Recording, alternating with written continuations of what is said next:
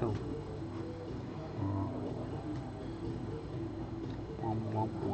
Do you want me to say anything? Our sponsors. Cool. You're live, mate. I'm live. Do we need to press the button or anything? No, it's going. Hello and welcome to Weekend Warlords box opening of a new Magic the Gathering set. It's Core Set 2020, otherwise known as M20. So I'm here with John from Weekend Warlords. Say hi, John. Hi. Hi, John. Excellent. I thought we were. Yeah, so we're going to have a look at some of the cards in the set, open up this box, and then all the cards will be available in Weekend Warlords store to buy as singles as well. So let's get cracking. So the cards that we're really interested in from this set, there's a new Chandra. In fact, there's multiple new Chandras, which is quite interesting. Oh, that's upside down. So there's multiple new Chandras. There's a small one, a medium one, and then a big one as well. Big one's 6 mana and is it's probably worth all the money at the moment. Nice. There's Leyline of the Void. That's a cool card as well, really cool. So that's played in a lot of competitive formats. So modern, where graveyard decks have really dominated recently. Leyline of the Void is going to be a really exciting card to see reprinted because people haven't been able to get hold of them recently. So the artwork on the packs, we have Ajani Sorin Mulangling, I believe is her name. I might have Mu Yanling, indeed, is her name. I believe she's one of the Japanese planeswalkers that we had. So we're going to start opening some packs. We're going to talk through some of the cards, talk through how they work in limited, whether they're good, whether they're bad, whether I think they're good or bad. Whether they are good or bad, I'm not entirely sure. So we're going to talk through some of the cards that we open, and we're going to look at the rares. And again, yep, all of them will be available in the folders. So Unholy Indenture. So it's an enchant creature. When it dies, return that card to the battlefield under your control with a +1/+1 counter on it. So we've seen this sort of effect before, like a false, what was it, a false death kind of mechanic. The artwork on this card is really lovely as well. So Seb McKinnon has done some amazing artwork for cards over the years, and yeah, he's knocked another one out of the ballpark. Because again, this is really nice artwork. The card is all right, it's good. It puts a +1/+1 counter on it when it comes back, so it is an upgrade on the old card. So yeah, good fun mechanic. Raise the Alarm. So Raise the Alarm's back. It's a reprint. This is a marquee common. So a lot of 1/1 white soldiers. There's a lot of enters the battlefield and gains life effects in white. This combos quite well with some of the white-green cards as well. Quite a nice card. Sage Road Denizen, another reprint as well. Whenever another blue creature enters the battlefield and you control, target player puts top 2 cards of their library into the battlefield. So some mill going on there. Gorging Vulture, flying 2/2 for 2, 2/2 for 3. Pretty good. Put top 4 cards of your own library into your graveyard. Gain 1 life for each creature put into your graveyard this way. So it's going to stock your library, your graveyard up with creatures. Gift of Paradise. So this is mana fixing. So it's 3 mana, it enchants a land, and instead of tapping for 1 mana, that land now taps for 2 mana, but it taps for 2 mana of any colour. So it's going to fix you into that 3rd colour in your limited deck. Gives you a bit of life as well, so that's a little bit of an upside. Barony Vampire, quite a bland creature. We've seen a lot of these before. So it's a 3/2 for 3 mana with no actual rules text, just some flavour text. Cloudkin Seer, 3 mana for a 2/1 flyer. When it enters the battlefield, draw a card. Solid, I quite like that. It's going to go in some decks, fill out some blue-white flyers decks. Nice. Act of Treason. Yeah. So popular. yeah, always popular. So it's that finisher that red needs in some of its decks. Yeah. It's going to steal your opponent's creatures and for a turn give it haste and give them back. Agonizing Siphon, so deals 3 damage to any target, gain 3 life, bit of removal in black. Sorcery speed. Angel of Vitality. So this is an interesting one. This is our first uncommon. So Angel of Vitality says if you would gain life instead, gain that much life +1. So that's pretty good. It's a 3 mana 2/2 flyer again, so that's pretty awesome. But if you have 25 or more life, it gets +2/+2. So 3 mana 4/4 flyer, that's pretty aggressive. Yeah. There's a lot of life gain, so the blue-white deck's all about flyers. There's some cards that really gain you quite a lot of life. This could be really, really good, and I think it is a strong option in some of the decks out there. Retributive Wand, so it 3 and tap it to deal 1 damage to any target. When it's put into a graveyard, it deals 5 damage to any target. So if you've got a way to sacrifice it, that's quite nice. Otherwise, it just pings things for 1 damage. Pretty good. Pulse of Marassa, so I've actually played this in Legacy, I believe. Return target creature or land card from your graveyard to its owner's hand, you gain 6 life. So it's going to return those big creatures you've got, and yeah, you're going to get some life back with it. So I played this in some nice big green decks in Legacy and Modern. It's quite a nice card. So we have a foil land. Let's move some things around. So we have a foil land, we have a foil forest, very shiny, very nice. So we'll put that to one side in our foils pile, just to clear some space.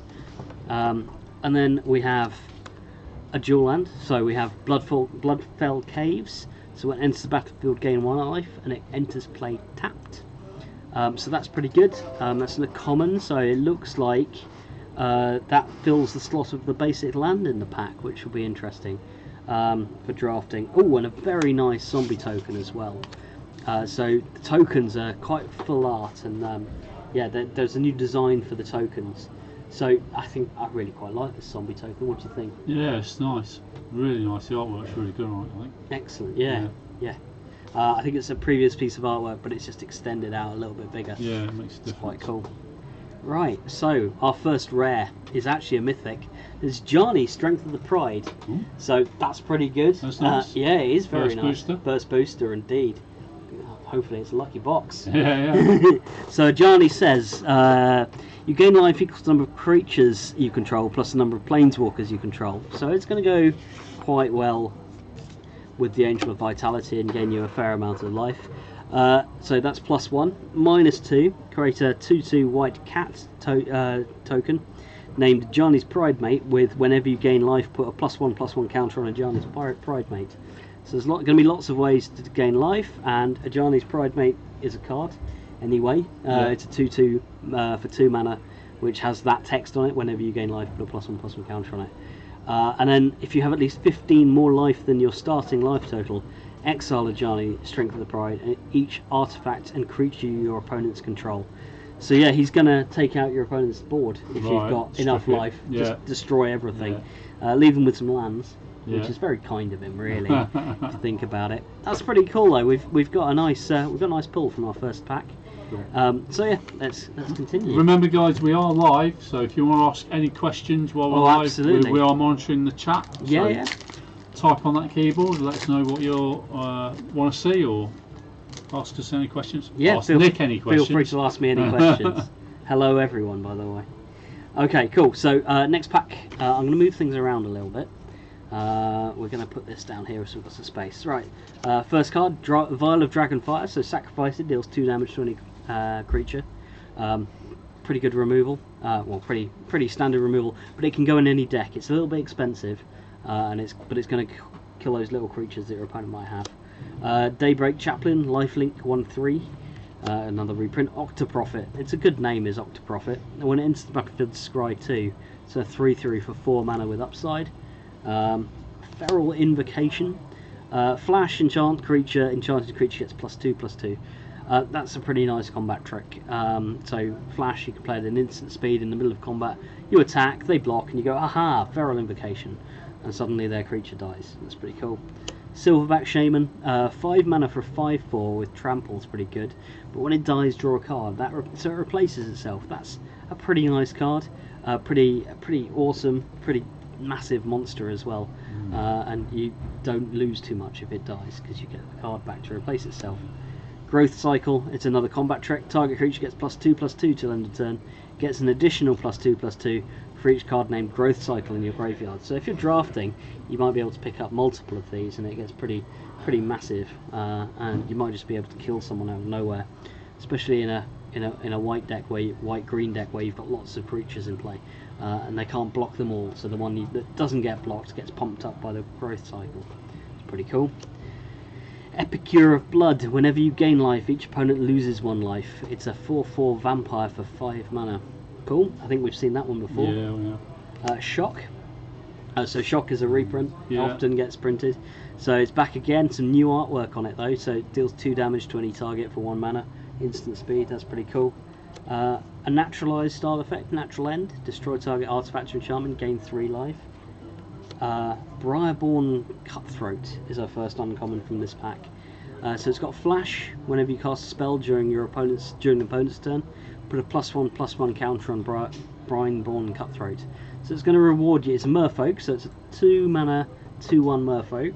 Historically they've been good, and it rewards you for playing cards on your opponent's turn. So that's pretty cool. Merfolk have been a thing for a while now, especially in some of the older formats. I don't know that it will see much play in Modern, because there are a lot of very good competition at the 2 mana merfolk slot, but it is quite a cool effect. It might get quite big. So Mask of Immolation. So this is something that's quite interesting. So they've started doing equipment again. So equipment, they stopped doing it because it was too easy to put them into any deck, because historically equipment have been colourless, and they've struggled to balance it, because the cards have been incredibly powerful and you can put them into any deck. So now they've started printing coloured equipment, so equipment that has a colour mana source in the casting cost. So this is a red piece of equipment. When it enters the battlefield, create a 1/1 elemental creature token and attach Mask of Immolation to it. Equipped creature has sacrificed this creature, it deals 1 damage to any target, and you can equip new things to it, or equip it to new things for 2 mana. Right. So this is similar to a card historically called Mortarpod, which was 2 mana, 2 colourless mana for the same sort of thing, but made a germ token. Now what I think is quite cool with this one, and I'm going to dig out one of the cards we've seen previously, is this combination, the Wombo combo. So you steal their creature, equip Mask of Immolation to attack them, and then before you give their creature back to them, you sacrifice it so they don't get the creature back. Yeah. So yeah, Mask of Immolation and Act of Treason. That's going to be quite upsetting for some people. Combo, yeah. And so that only equips to red creatures? No, it can equip to anything. Oh, so right, okay. You can equip it to any creature, but it comes into play with a red creature attached to it. Okay. Or it Is there a limit to equipment attachments? You can only attach it to one creature at a time, Okay. much like an aura. Yeah. So yeah, but it stays around when the creature dies, Right. which is quite nice.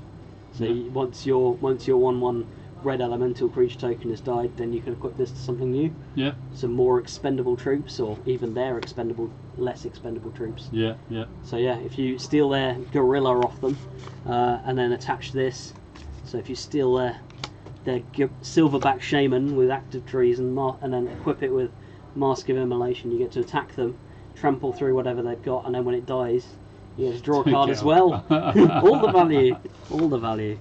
Nasty. Excellent. Yeah, nasty. So what else have we got? We've got an air elemental, so it's good to see this coming back. So this is from the early days of Magic. Some nice artwork as well.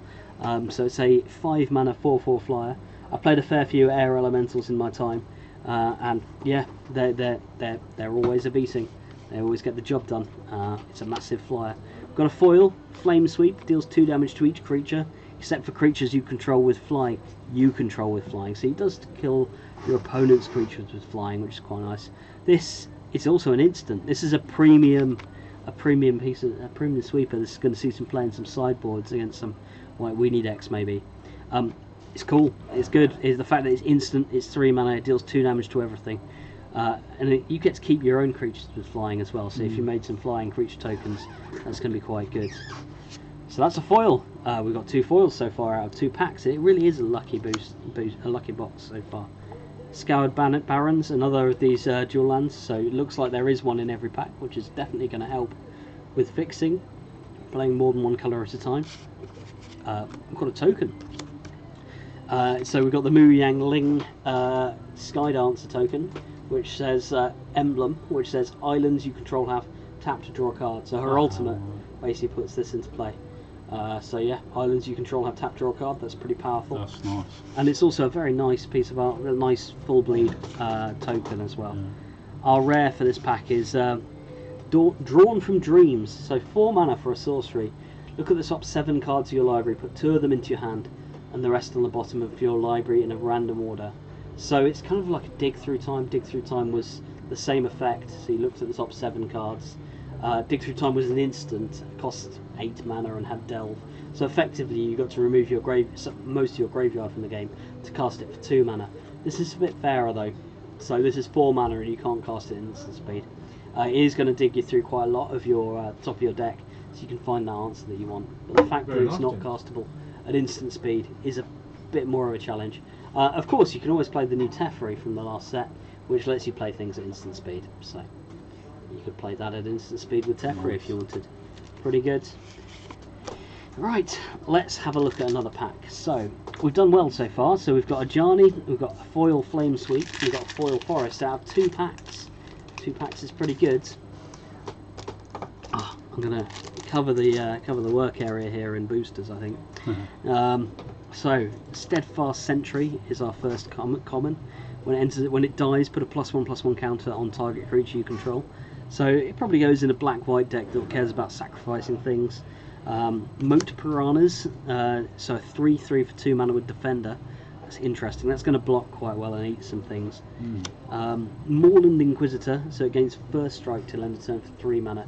It's a 2 mana 2/2, so it's quite good value. So in an aggressive deck, you want lots of 2 mana 2/2s, but it's got an upside as well, so it's quite it's a fair amount of value. Undead Servant, when it enters the battlefield, create a 2/2 black zombie token for each card named Undead Servant in your graveyard. So as you draw more of them, as you get more of them, they'll get better. Destructive Digger, so it's a goblin, sacrifice an artifact to a land, draw a card. That's pretty cool. So you can sacrifice off your leftover artifacts, especially if you have some of the other things that we've seen. Sedge Scorpion, so a 1 mana 1/1 with Death Touch, that's quite defensive. Blood Burglar, as long as it's your own turn, Blood Burglar has lifelink, so another 2 mana 2/2, pretty good. A giant massive green monster, Vorst Claw, 6 mana for a 7/7. Pacifism has been reprinted again. Can't a fella get a moment's peace around here? Nice flavour text. And he's knitting, it's a giant knitting. Knitting a heart on his scarf or something like that. Excellent, lovely. Chandra's Outrage, another reprint. Good removal spell, this one. So 4 mana instant, deals 4 damage to target creature and 2 damage to that creature's controller. So that's cool. Manifold Key, this is cool. So there's a card called Voltaic Key that's played in Vintage. It's 1 mana, you can pay 1 to untap another target artifact. So Voltaic Key doesn't though have the second piece of text on it that says target creature can't be blocked this turn. So Manifold Key is a strict upgrade over Voltaic Key, and it's nice to see them printing some cards that may not have actually much of an effect in Standard, but then we'll actually see some play in some of the older formats. So I like that. I like that they're doing things like that. Yarok's Fenlurker, hopefully I've got that right. It's a horror. Whenever it enters the battlefield, each opponent exiles a card from their hand and gets +1/+1 till end of turn. So it's a kind of shade, it pumps itself up. But it's quite good as well. So 2 mana for a 1/1 that makes them exile a card from their hand. Yeah, it's a pretty good rate. I quite like it. So next card, Uncaged Fury.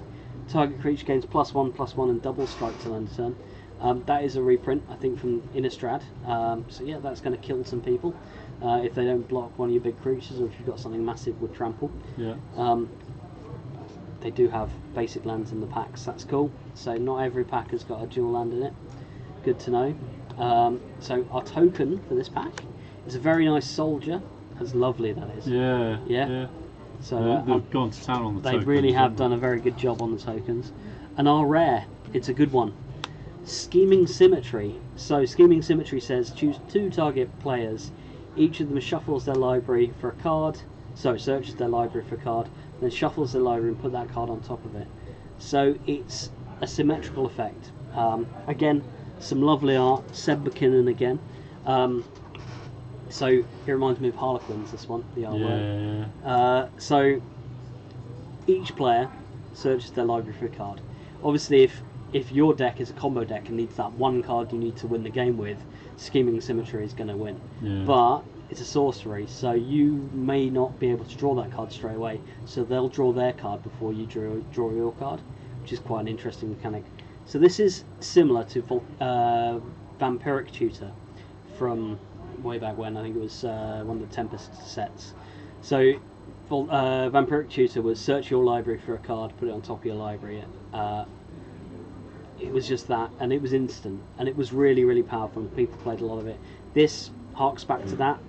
It's quite nice. I think if you are looking for that one card you need to win the game, and can draw it, and can cast it all in that same turn, then that's going to be exactly what you need. Symmetrical effects have always been good in Magic, because you can obviously construct your deck around getting the most amount of benefit from the symmetrical deck, while not letting your opponent gain as much benefit. So we've seen Wrath of God, for example, in creatureless decks, which destroys all creatures, but obviously because you have no creatures it doesn't affect you. Scheming Symmetry, probably quite good against a red deck. They can get something that does a bit of damage to you, and you can get something that maybe gains, I don't know, 12 life, which puts them way out of contention. So yeah, Scheming Symmetry might be quite good. Again, that's going to go into the folders at the end of the day. Cool. So that's 3 packs down. We've done pretty well. We've got a Ajani, Scheming Symmetry, 2 foils, a bunch of lovely tokens. So yeah, I think we're doing quite well out of this box. So I'm going to rattle through some commons. So Inspiring Captain, enters the battlefield. Creatures you control get +1/+1 till end turn. Stone Golem, a 4/4 golem for 5 mana.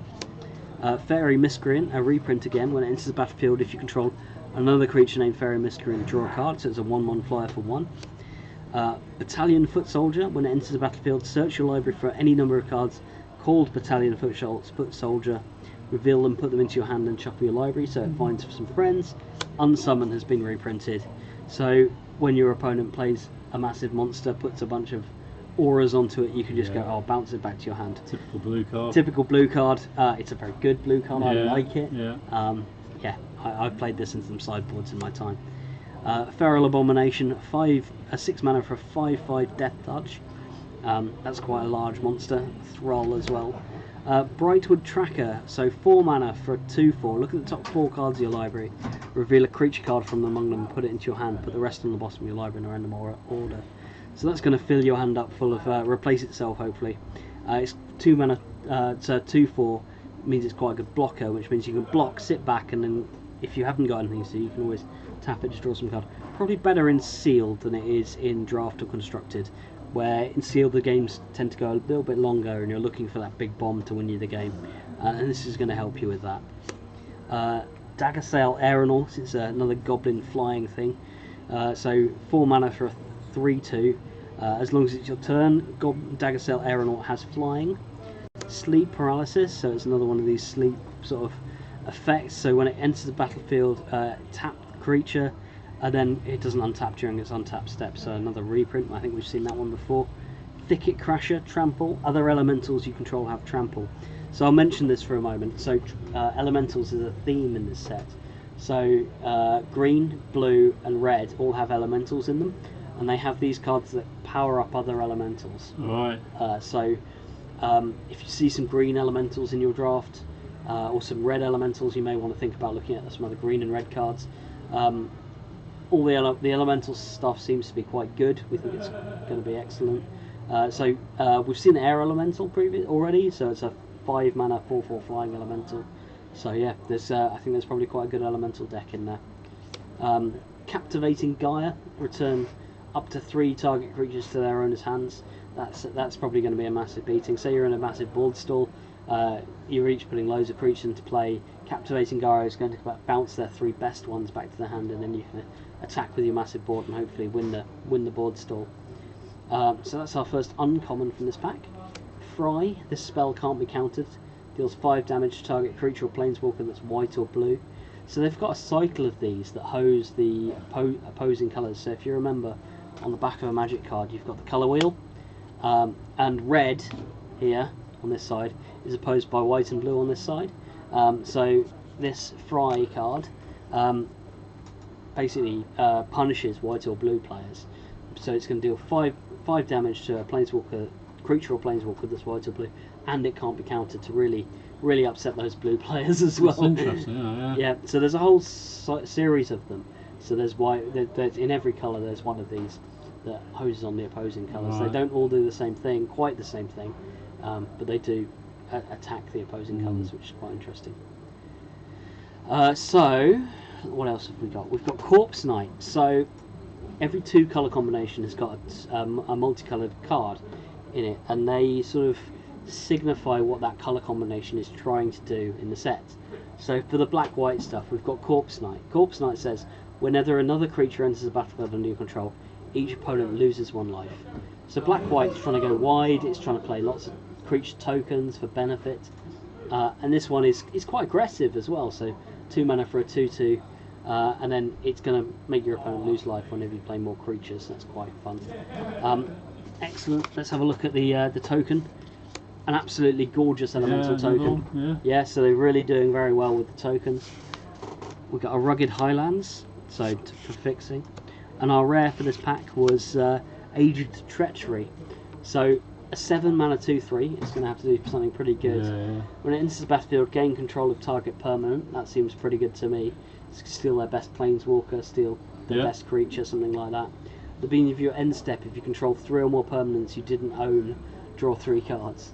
So yeah, if you're building a deck around stealing all their stuff, obviously you're going to give it back at the end of the game. But if you're building a deck about stealing their cards, this one's going to really help that quite a lot. So I think that's quite a good card for Commander, which is really quite fun.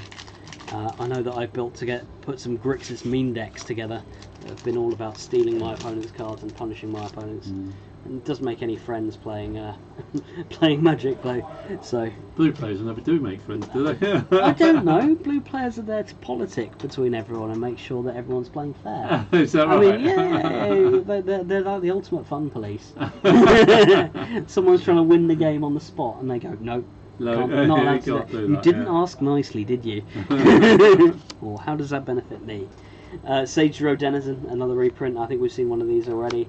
Aerial Assault, destroy target tapped creature, so it's the same as Assassinate, but this time it's in white and you gain 1 life for each creature you control with flying. So white has got a lot of flying creatures, so Aerial Assault goes quite nicely in the white-blue deck. Glaring Aegis, when it enters the battlefield, tap target creature an opponent controls and it gains +1/+3. Convolute, counter target spell unless its controller pays 4. Another one of those no cards to stop your opponents having fun. Murder, another one of those no cards to stop your opponent having fun. Very solid removal though. It's good to see this. Good to see this common in a draft set. It means that they can print some more powerful creatures and still have some good answers to those creatures. Keldon Raider, when it enters the battlefield, you may discard a card. If you do, draw a card. I believe that's a reprint as well from a very old Magic set. That's cool to see. Fathom Fleet Cutthroat. Try saying that quickly. When it enters the battlefield, destroy target creature and opponent controls it was dealt damage this turn. Sanitarium Skeleton, another reprint. This has enabled some fun decks in the past, so you can discard this or sacrifice it off for profit and then return it from your graveyard to your hand at a later date, so you can just cycle it round and round and round. I'm waving my hands around, you can't see. Silverback Shaman again, it's another giant green monster. Pattern Matcher, so a 4 mana 3/3 golden. When it enters the battlefield, search your library for a card with the same name as another creature you control, reveal it, put it into your hand and shuffle your library. So if you've got 2 of that massive monster, you can get another one, or if you've got 2 of that planeswalker, you can get another one as well. If you've got 2 of a planeswalker in your draft deck, you're doing pretty well. Unchained Berserker, protection from white. Protection is back, which is nice to see. So they've been shying away from printing protection on cards. So they've been printing hexproof from white instead. So protection means it can't be blocked, targeted, dealt damage, enchanted, or equipped by anything else. It's nice to see them put the reminder text on there. So it's a 2 mana 1/1. It gets +2/+0 as long as it's attacking. So that's quite aggressive. Apostle of Purifying Light. So protection from black. Exile target card from a graveyard. This is pretty cool. It's a piece of nice graveyard hate. It's good to see them printing this sort of stuff at uncommon, because historically we've seen them printing graveyard hate at rare. This means it's easier to build sideboards as well for players. So instead of having to try and chase down the rares out there, you might have some uncommons in your collection that do that job. So our basic land, we've got a basic land for the pack. We have a foil. We have an Evolving Wilds. That's very cool. Evolving Wilds goes in a lot of decks. It's good to build decks with. So that's nice to see. We've got a very nice token, Ajani's Pridemate token. Go with our Ajani here that we got earlier. Yeah. So that's what that card makes Ajani's Pridemate tokens. And our rare for this pack is Artemis All-Seeing. Flying, 3, tap it, draw 2 cards, then discard a card, so that's good card advantage. It's a 6 mana 4/5 flying Sphinx. Whenever it deals damage to an opponent, you may reveal your hand. If cards with at least 6 different converted mana costs are revealed this way, that player loses the game.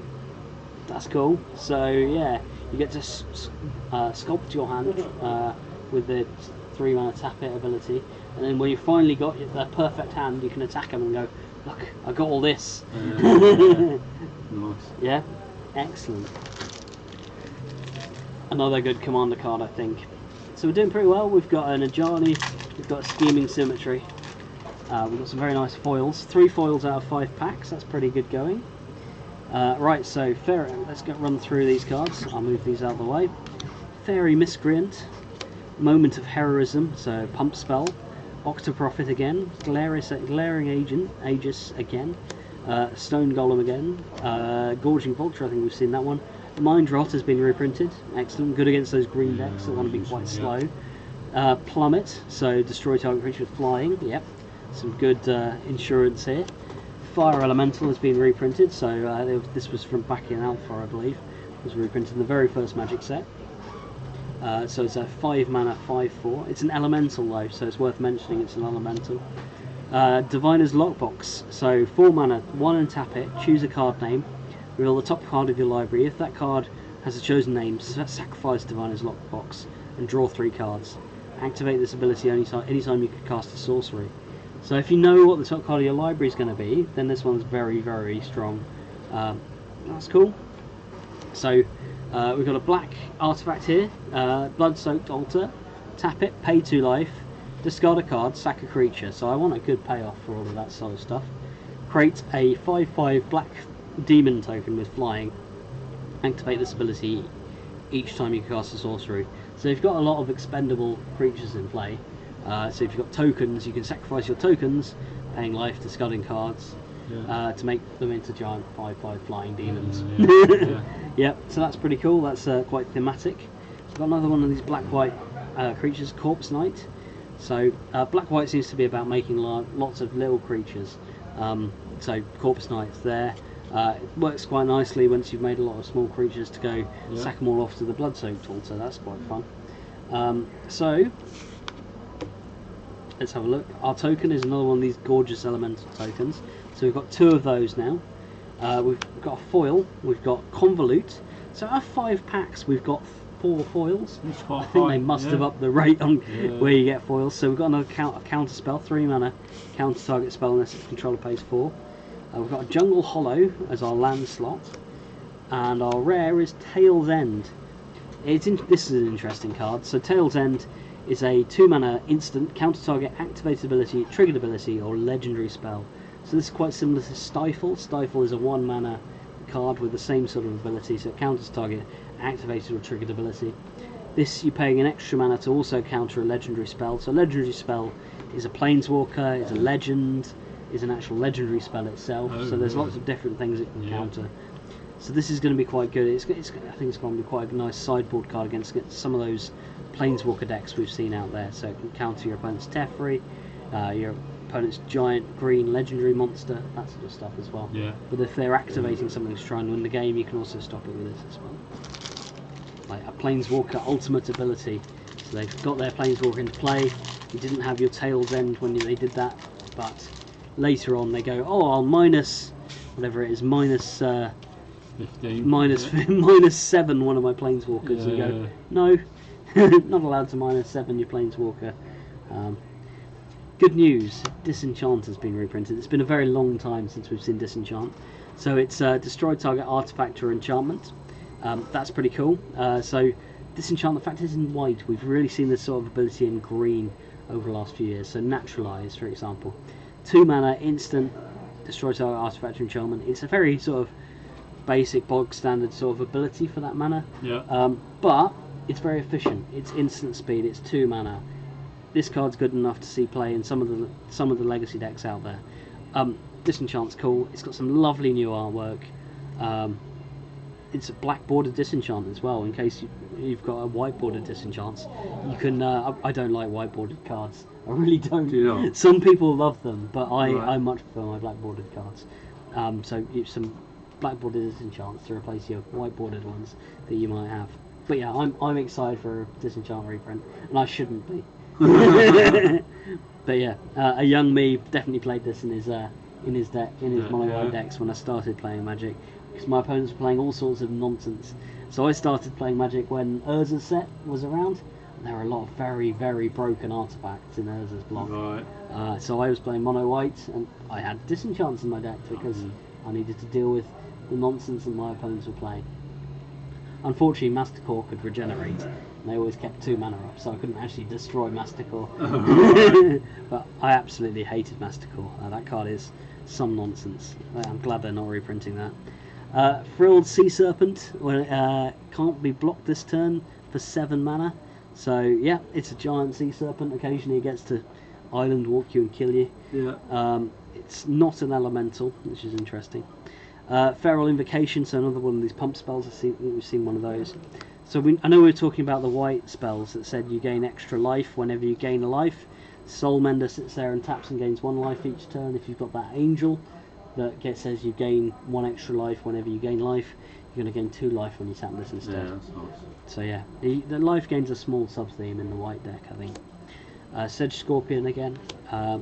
Larvikin Brawler, so it's an elemental warrior.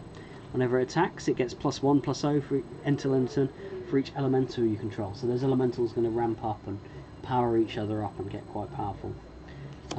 Bone Splinters, a good piece of removal. So 1 mana to sacrifice your expendable guy to destroy target creature. So Goblin Smuggler, haste for a 3 mana 2/2 tapped. Another target creature with power 2 or less can't be blocked this turn. So it's similar to some some cards we've seen before. It's a smuggler, so it's on theme, smuggling your small creatures past their giant wall of blockers. Yeah. Yeah. Greenwood Sentinel, so 2 mana 2/2 with vigilance. Chandra's Outrage again. Gravedigger. I'm always pleased to see Gravedigger, and this is some nice artwork as well. This is Amonkhet. Yeah, love it. Gravedigger is a very fun. I enjoy it. It provides some recurring advantage, and I like to see it. So here is one of the Hallmark uncommons again, one of the multicoloured cards. So again, this is an elemental. It says other elementals you control get +1/+0. So if you see this in your draft pack, it might be a signal that green-red is open for you. It's quite not good. It definitely powers up all those elementals you have, and then also you can pay 4 mana. Creeping Trailblazer gets +1/+1 till end of turn for each elemental you control. So yeah, elementals is a thing. Go draft it. Devout Decree, exile target creature or planeswalker that's black or red. Scry 1. So again, it's one of these colour hoses. So it's it's white card. So white. If you look at it here, white is the enemy of black and red. So yeah. So this is hosing the enemy colours. So it hates on black and red cards. So yeah. That's what you were talking about earlier. Yeah, that's what I talked about earlier, indeed. So what have we got? Ooh, almost knocked the pile over. So we've got a wolf token that's very cool, a silhouetted wolf. We've got a basic mountain, and we've got a rare shared summon. Search your library for up to 2 creature cards with different names, reveal them, put them into your hand, and shuffle your library. So it's similar to Tooth and Nail. So it's 1/2 of Tooth and Nail. So you get to search for those 2 cards, 2 creature combo. It's going to win you the game. Put them into your hand, and then next turn your opponents need to worry that you might put them into play somehow and win the game with both of them. Cool. Shared summons. It's nice to see. I don't think it's anywhere near as powerful as Tooth and Nail, which you could pay 7 mana to put them both into play as well. No, definitely not as powerful as Tooth and Nail, but it's good to see some throwbacks to these sort of cards. So yeah, doing all right there. So we're going to run through some cards. How are we doing for time? Yeah, we're good at the moment. Cool. Prismite, a 2 mana 2/1 golem. Dawning Angel, so a 5 mana gain 4 life angel. Zephyr Charge, Battalion Foot Soldier again, Centaur Courser, a reprint, Destructive Digger, Mammoth Spider, a 3/5 Spider for 5 mana, Blade Brand, target creature gains Death Touch, end of turn and draw a card, quite a nice combat trick. Griffin Protector, so there's a lot of Griffins in the set. My friend Darren from way back when will be very pleased. He had a Griffin casual deck from some of the older sets. Boneclad Necromancer for a 5 mana 3/3. Whenever it enters the battlefield, exile target creature card from a graveyard. If you do, create a 2/2 black zombie token. Nice. So it's going to make 5 mana's worth of power and toughness for 5 power and toughness for 5 mana. That's pretty good. Hard cover. So enchant creature gets +2/+0 and has draw a card then discard a card. So it makes it into a Merfolk Looter, and Merfolk Looters are always good. Blood for Bones. There's an additional cost to cast this spell, sacrifice a creature. So it returns a creature from your graveyard to the battlefield, then return another creature from your graveyard to your hand. It's really powerful. Again, more Seb McKinnon artwork, so some really nice, really interesting artwork. Yeah, a good powerful card. So for 4 mana you get to return a creature to the battlefield if you sacrifice an expendable guy. Yeah, I like that card. Vengeful War Chief. Whenever you lose life for the first time each turn, put a +1/+1 counter on Vengeful War Chief. Cool.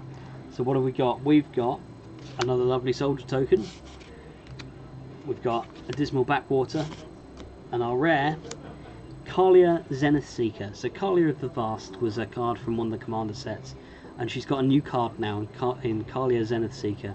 So for 3 mana in Mardu colours, so that's red, white, black, you get a 3/3 with flying and vigilance. That's already pretty good, but it's got some text on it as well. So when it enters the battlefield, look at the top 6 cards of your library. You can reveal an angel, a demon, or a dragon from among them, and put them into your hand. Put the rest on the bottom of your library in a random order. Actually, it doesn't say or, it says and or. So if you reveal an angel, a demon, and a dragon, you can put 3 cards into your hand. Really? That's pretty good, and put the rest on the bottom in your random order. The other Kalia said whenever it attacks, put an angel, a demon, or a dragon into play from your hand tapped and attacking. Right. So that was pretty powerful as well. So yeah, it's good to see that Kalia's got some more cards. It's on theme. She still cares about some angels, demons, and dragons. People will be excited to play that in Commander, I'm sure. It's also a Tiny Leaders General, if anyone is playing Tiny Leaders still. So continuing on, Anvil Wrought Raptor, Frilled Sea Serpent, Steadfast Sentry again, Raise the Alarm again, Ripscale Predator, so it's a dinosaur, if you've got a dinosaur deck out there, 6/5 for 6 mana with Menace, Natural End, so that disenchant effect again, Sedge Scorpion, Larvkin Brawler, Bone Splinters, Goblin Smuggler, so those are our commons. Uncommons, Rule of Law, so this is a card that's being reprinted. Rule of Law is very cool. I've played this in a sideboard before. Each player can't cast more than 1 spell each turn. So if someone's playing Storm, so they want to cast a lot of spells, Rule of Law is really going to hurt them. Scampering Scorcher. When it enters the battlefield, create 2 1/1 elemental tokens. Elementals you control gain haste until end of turn. So yeah, that's pretty cool. So you get to make 3 1/1 elementals when it comes to play. Everything gets haste. Yeah, I like that. So here is the red-blue uncommon 2 coloured card. Flying Haste for 2 mana. So 2/2 for 2 with flying and haste. It's an elemental wizard. So if you're playing a wizard's deck, I know some of you do, this might be quite good. It's cool. It's an elemental, so it's part of that elemental series of cards. So a very nice spirit token for you people playing some Lingering Souls out there. A mountain, and our rare is Chandra's Regulator. So Chandra's on the box, if you remember. I'm just going to show you this. Chandra's on the box. So Chandra's quite a theme in this set. So this is Chandra's Regulator. So it's a 2 mana artifact. Whenever you activate a loyalty ability of a Chandra Planeswalker, you can pay 1. If you do, copy that ability. You may choose new targets for the copy. You pay 1, tap it, discard a mountain, or a red card to draw a card. So you get to get rid of your red cards and mountains to draw more cards, but you can copy the ability on a Chandra Planeswalker. So if you've got a Chandra themed deck, Chandra's Regulator is pretty good, especially if you're playing this, what was it, Oathbreaker format, I think it is. So yeah, Chandra's Regulator might want to go in some of those decks. Awesome.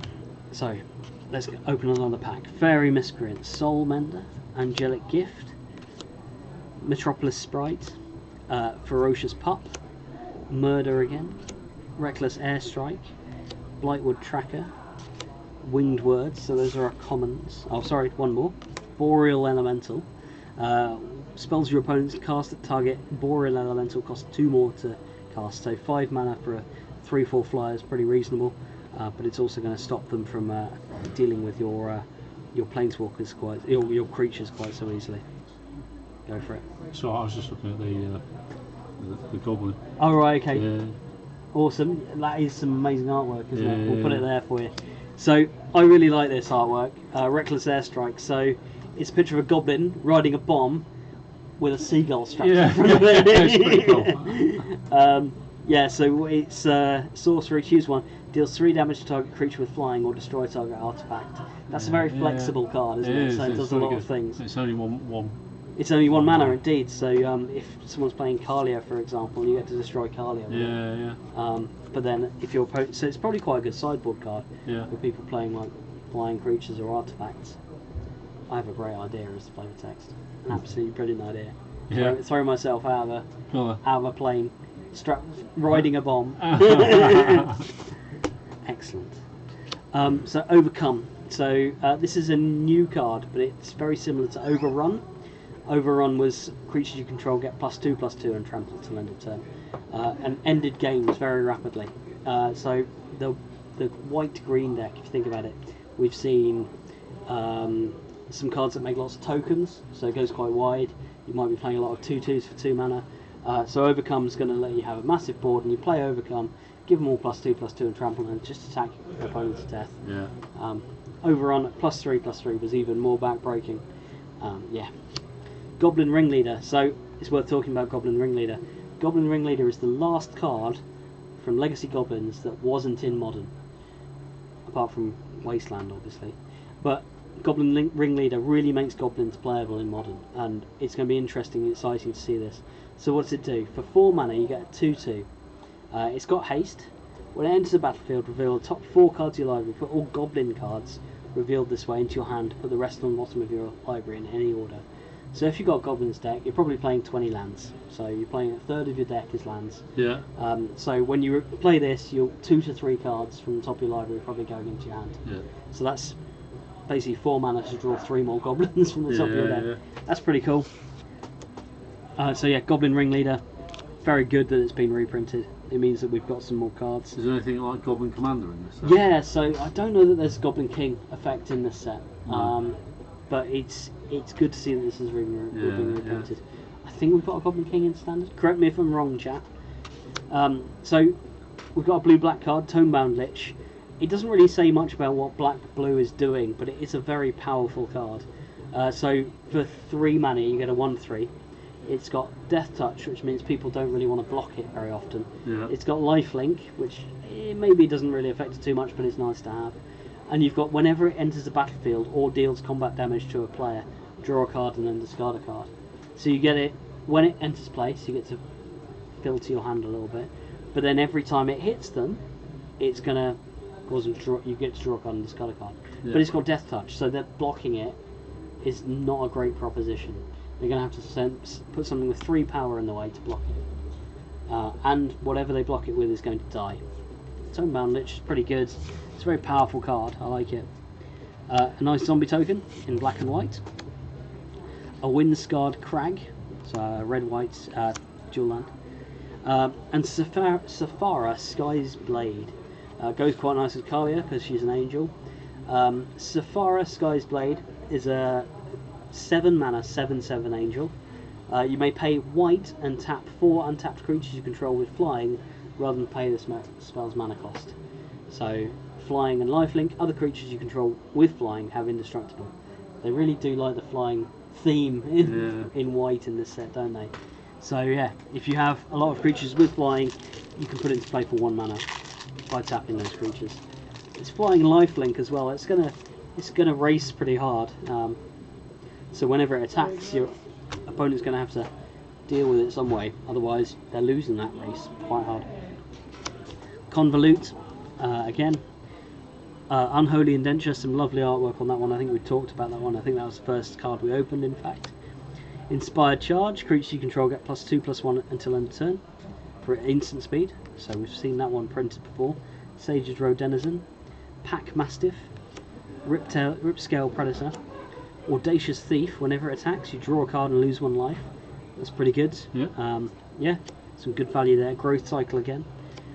Sorcerer of the Fang, Griffin the Sentinel, Woodland Champion. So Woodland Champion's our first uncommon. Whenever 1 or more tokens enter the battlefield under your control, put that many +1/+1 counters on Woodland Champion. So we've seen a fair few amount of white cards that put tokens into play. I think there's some green ones as well, so this is going to work quite well in that deck. Dragon Mage, this used to be a rare. I used to play this in all kinds of commander decks. It's brilliant to put into play for 1 mana with Sneak Attack. So whenever it deals damage to a player, each player discards their hand and draws 7 cards. So it's a Wheel of Fortune kind of effect. That's pretty cool. Aether Gust, choose target's spell or permanent that's red or green. Its owner puts it on the bottom of their library. So permanent that's red or green, so any creature, planeswalker, enchantment, anything else, put it on the bottom of your owner's library. But interesting enough, spell. So if you choose target spell, that spell is on the stack. So this is effectively a counter spell. So you get to counter spell their green and red spells in blue. Again, blue getting some nonsense. Got an island. Got a lovely Ajani's Pride Mate. That's quite cool. Our rare is Cavalier of Flame. It's a mythic. So 5 mana for a 6/5. 1 and a red. Creatures you control get +1/+0 and gain haste till end of turn. Whenever it enters the battlefield, discard any number of cards, then draw that many cards. So if you've got a bunch of extra lands in your hand that you don't want anymore, you can discard them to replace them with new cards. Whenever it dies, it deals X damage to each opponent and each planeswalker they control, where X is the number of land cards in your graveyard. So that's quite good. You get to discard a bunch of lands, and then when it does die, you get to blow up their board. Nice. That's pretty cool. That's pretty cool. That's pretty cool. It's an elemental knight, just worth saying. There's a cavalier in each colour, I believe. Oh. I think there is an elemental knight in each colour. It really is the elemental set, isn't it? Yeah, I think so. There's a nice legend called Omnath, who's now in 3 colours. Ooh, I've just peeked. No, boo. Boo. Never peek, never look. Anticipate. Oh, I anticipate this card. Healer of the Glade, Inspired Charge, Negate is back again, Greenwood Sentinel, Chandra's Outrage, Stone Golem, Gorging Vulture, Mind Rot, Plummet, Diamond Knight. So in battlefield, choose a colour. Whenever you cast a spell of the chosen colour, put a +1/+1 counter on Diamond Knight. Bloodthirsty Aerialist, Spectral Sailor, so flash, flying, draw card. I think we talked about that one. It's quite a good Jayamdo Tome, which was 4 mana draw card. Excellent. We've got a lovely Wolf token again. We've got a nice island, and we have a Planeswalker, Chandra. Chandra? So there are 3 different Chandras in this set. Is there really? There are. So there's Acolyte of Flame, might be the youngest Chandra. There's different Chandras at different times through their journey. Right. So it says put a loyalty counter on each red Planeswalker you control for 0. For 0 you get to create 2 1/1 red elemental tokens. They gain haste, sacrifice them at the beginning of the end step. And for -2, cast target instant or sorcery card with converted mana cost 3 or less from your graveyard. If that card would put into graveyard this turn, exile it instead. So you get to flashback burn spells from your graveyard. You get to put 1/1 elemental tokens to play with haste that don't last till the next turn. And you also get to put a ticket up to put more loyalty counters on every red planeswalker you control. So if you control multiple Chandras, so the new legend rule for planeswalkers, these 3 on the board at the same time. You have 3 different Chandras in play on the same turn, and this Chandra gets to pump all the rest of them up. Wow. That's pretty cool. Yeah, that's pretty good. The big 6 mana Chandra is the most expensive card in the set. Is it? Yeah. It is, yeah, and that's what we're hoping for. So I'm actually, what I'm going to do, I hope you don't mind, is I'm going to put the commons onto the pile that we've got. I'll quickly show you what we've got. But we've got a lot more packs to get through, and we've got a limited we amount are. of time. In fact, I'm going to have to go in a minute, Nick. All right, okay. But you carry on. It's all right. Yeah. Good news. We've got a We got a Chandra. We got a 6 mana I'm glad Chandra. to see that That's before. good. Yeah. So 6 mana for a 6 loyalty planeswalker. Right. Can't be countered. Each opponent gets an emblem with, at the beginning of your upkeep, this emblem deals 1 damage to them. Yeah. So you get to tick it up, and then they just take a damage for the rest of the game at the start of each turn. -3 deals 3 damage to each non-elemental creature. Yeah. So yeah, it's gonna like blow up their team for -3, and still be able to do it again the next turn. But -X, it deals X damage to target creature or planeswalker. Permanent dealt damage would die this way. Exile it instead. So it ticks down to destroy the specific thing you want, or it ticks up to slowly kill them. Yeah. Yeah, It's nice. It does everything. It's pretty good. So yeah, we've got the big card. We've got out some of the good set. cards already. We've got some excellent cards. It's a lucky box. It is, yeah. Very lucky box. Cool. So we've got a lovely elemental token again. We've got Blood for Bones, which I think I've talked about, and I think is a really, really good card. Some good value. It does everything I wanted to do in Magic, which is return cards from my graveyard Wicked. to play and draw cards. Yeah. Herald of the Sun. So it's a 4/4 flyer for 6, where you get to pump up other flying creatures. Noxious Grasp. We've got a forest as well. So this is the green white hate card. Target creature or planeswalker that's green. Destroy target creature or planeswalker that's green or white. You gain 1 life. Cool, guys. Cool. I've got to scoot. I've got to go and pick up my wife from the train station. Nick's here. Don't forget to give us a like on the Weekend Warlords Magic the Gathering group. Yep. Yeah, absolutely. And keep Nick company in the chat if you're listening. Yeah. Throw him a few messages and keep him going. John, thanks for having us. No problem. Just hit end stream when you finish it. Cool. Thank you very much, John. Thank you. Cheers. Cheers. Take care. Right. So now he's gone. Let's open some more amazing cards. Maybe he was my good luck charm. So Maniacal Rage, Inspiring Captain. I'm going to run through these pretty rapidly. Ferocious Pup's quite cool. So when it dies, you get. When it's battlefield, create a 2/2 green wolf token. So that's quite good with all the token creatures. The Ferocious Pup. It feels wrong to sacrifice the Ferocious Pup. I mean, it's too cute to live. Barony Vampire, Marauder's Axe, some nice equipment, some generic equipment there. Wolfkin Bond, whenever it enters the battlefield, create another wolf token, and it gets +2. Enchanted creature gets +2/+2. It's my sort of card, that is. I really like this sort of card. Keldon Raider, again. So those are our commons. Uncommons. Cryptic Caves, so sacrifice it, draw a card. Activate this ability only if you control 5 or more lands. So it's going to be a land that sits there, makes some mana. If you're playing a mono-coloured deck, this is probably quite good. It replaces itself later when you've got loads of lands in play. So that's probably quite nice to see play in some decks. If you're playing maybe a 1 or 2 colour deck, you might want to put some Cryptic Caves in the mana base, just so that you don't flood out and get too many cards. Risen Reef. This is one of my favourite colour combinations. Green-blue. So 1 and a green and a blue. Make a 1/1 elemental. So whenever it or another elemental enters the battlefield under your control, look at the top card of your library. If it's a land card, put it onto the battlefield tapped. If you don't put the card onto the battlefield tapped, put it into your hand. So you're definitely drawing a card, but if it's a land card, you've got to put it into play. That's pretty cool. This is Coiling Oracle again. So it's an extra mana on top of what Coiling Oracle used to be, but you get to trigger it whenever elementals come into play, so that's quite cool. It's a good ramp spell. I've been thinking about playing this card and what constructed decks I play in. Howling Giant. It's a giant druid, 5/5 for 7 mana with reach. When it enters the battlefield, create 2 wolf tokens. So you get 9 power for 7 mana. That's a lot. We've got another lovely soldier token. We've got a green-white land. And we've got Shifting Ceratops. So it's a dinosaur. It can't be countered. It's got protection from blue. It gains the choice of reach, trample, or haste until the end of turn.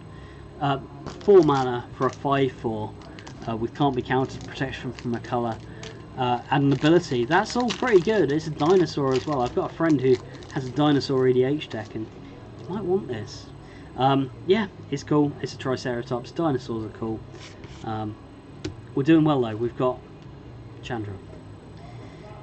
Excellent. So what have we got?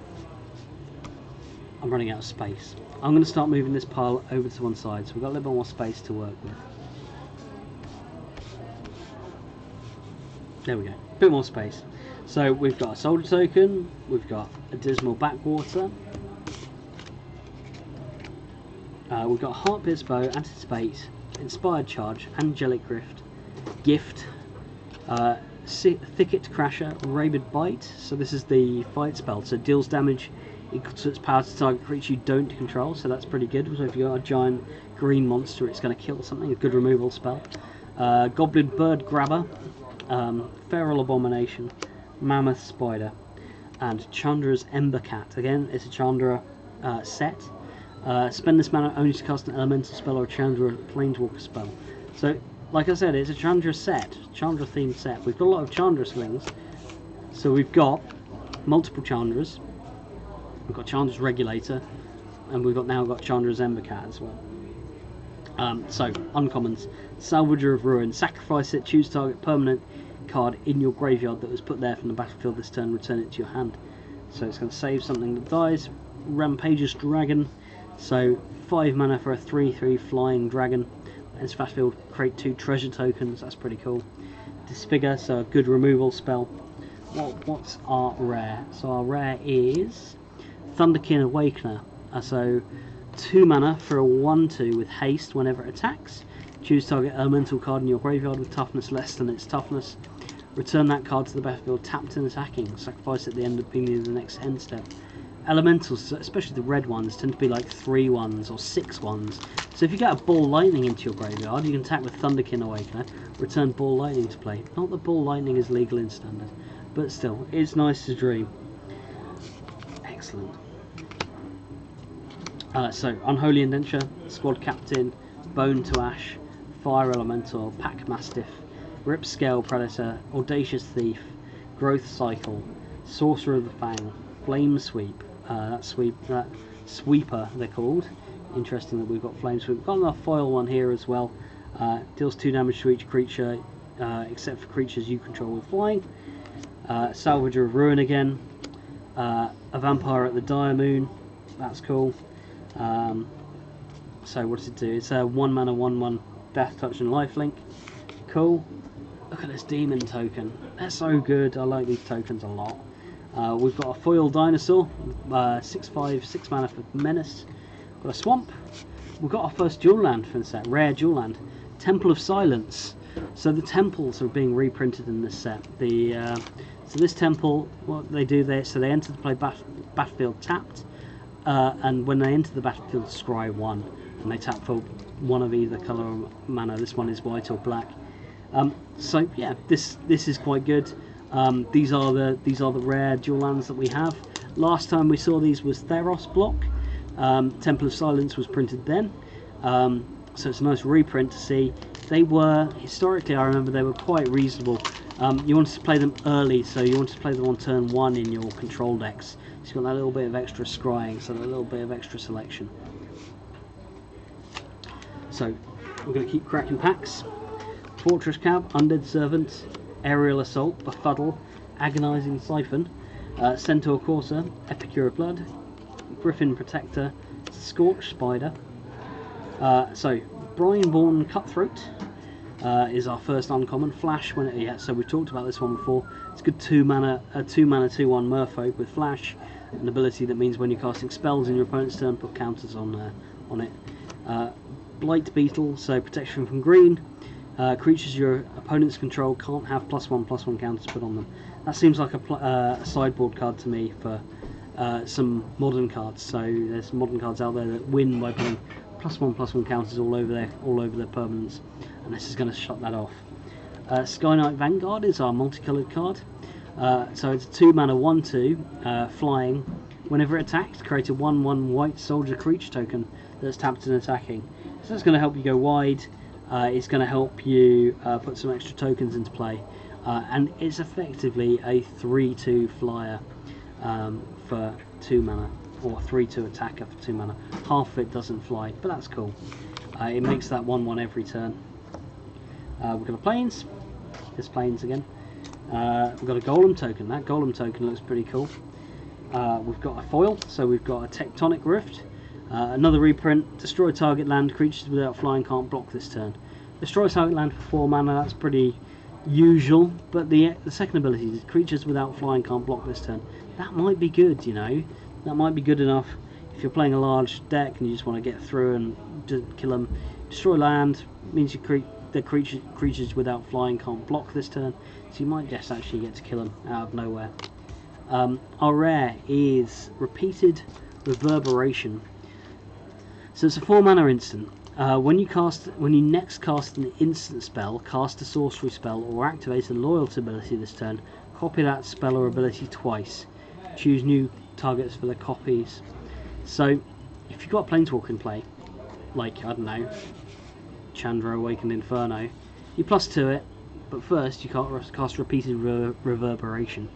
So you cast Repeated Reverberation, tick up your Chandra, do one of the abilities on Chandra, and then it copies it multiple times. Especially if you do the -3, that's going to do 3 damage to each non-elemental creature, three times. That's pretty good. That's a lot of damage to everything. I think Repeated Reverberation is going to be quite fun. I'd definitely like to try it out in a commander deck at some point. So what have we got?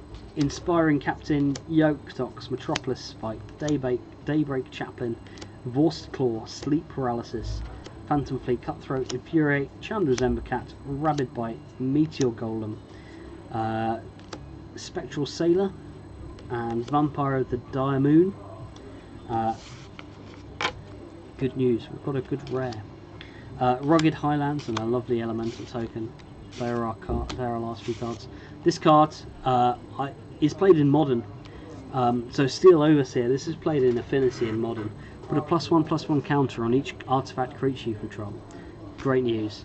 This card worth a fair bit of money, I think, or was worth a fair bit of money, but now it's been reprinted.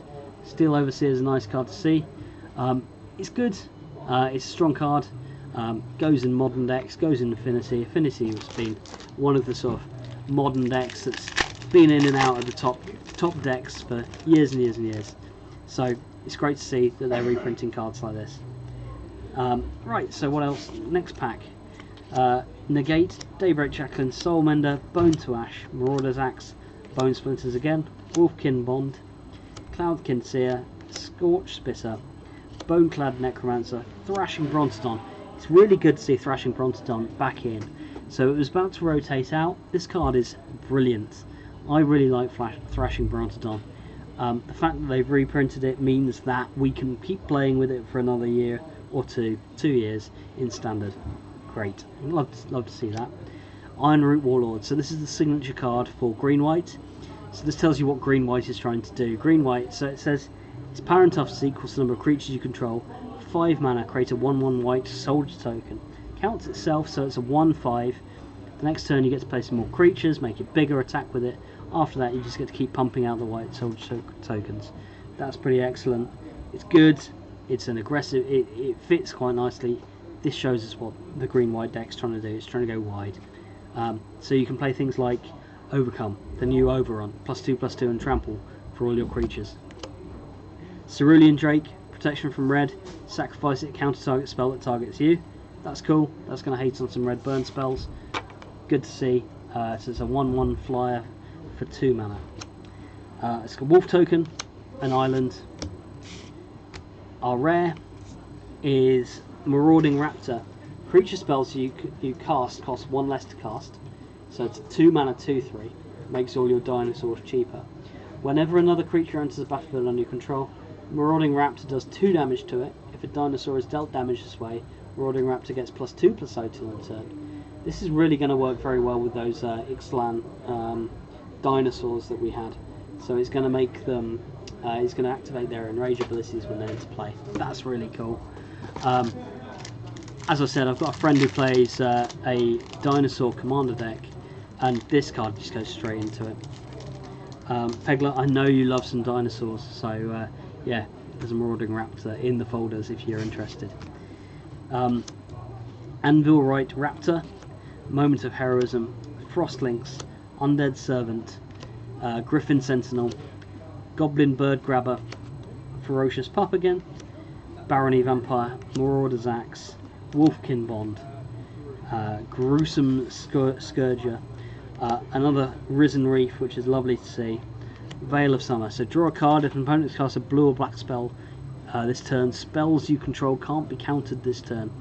You and permanents you control gain hexproof from blue and from black till end of turn. So this really hoses the blue-black cards out there. So if someone goes, oh, I'll counter your spell, you go, actually, in response, I'm gonna draw a card because they've cast a blue spell, and then your counter spell doesn't work anymore. Also, any removal spells you play after this point, they can't remove the creatures I've got in play. Veil of Summer's a very cool card, and I like that. So we've got a Plains, and we've got a brilliant zombie token, and we've got Wake Root Elemental. 2 seconds, guys. So Wake Root Elemental says, there we go. Wake Root Elemental says, so it's a 6 mana 5/5 for 5 mana untap target land you control. It becomes a 5 mana. Sorry, it becomes a 5/5 elemental creature with haste, but still a land. So it turns your lands into creatures, and it is itself a giant elemental as well. Oh, the lands become elementals as well. So it combos with all the elemental themes in the set. It's cool. It's a good limited card. I don't know that it would see much play in constructed. Maybe if you're playing a mono green deck, you might want to run this. Turn those extra lands you have into giant creatures and attack people. Cool. Dawning Angel, Metropolis Sprite, Raise the Alarm, Keldon Raider, Agonizing Siphon, Centaur Courser, Epicure of Blood, Griffin Protector, Scorch Splitter, Wolf Rider's Saddle. So this is the green equipment. When it enters the battlefield, create 2/2 Wolf, then attach Wolf Rider's Saddle to it. Crypt creature gets +1/+1 and can't be blocked by more than one creature. So this itself is a 4 mana 3/3 that can't be blocked by more than one creature. But then you can, once that creature dies, you can start attaching it to all the other things as well. That's cool. Gauntlets of Light. So yeah, it says that creatures deal damage to their toughness rather than their power. You get to untap that creature as well. God's Willing. It's nice to see this reprinted. Oh, we have a foil rare. I'm going to hold on to that one for last. A Ajani's Pridemate token. Blossoming Sands. Excellent. I'll put these over here. We've got a Leyline of Anticipation. I really like this card. I was toying around with trying to play this in a Legacy deck. So putting 4 into a Legacy deck, playing Leovold at instant speed before they made the new cards, of course. But yeah, Leyline of Anticipation, pretty cool. You can now play Leovold at instant speed with the new Vivian, I believe, which means that Leyline of Anticipation, not good for that deck. This card though, very very good in Commander, where playing everything that you have at instant speed is really cool. So our foil rare is, I'm going to try and say this right, Drakuseth, Maw of Flames. So 7 mana for a 7/7 flying dragon. Whenever Drakuseth, Maw of Flames attacks, it deals 4 damage to any target and 3 damage to each of 2 other targets. So you get to blow up a large amount of their their creatures in play. Combos quite nicely with Kalia, wherever we saw Kalia earlier. There's Kalia. Kalia puts dragons from the top of your library into your hand. So yeah, Kalia works quite nicely with that one. So yeah, Kalia's going to get your Drakuseth, and Drakuseth's going to attack and blow up their board. Great. Giant flying foil red dragon for anyone who's interested.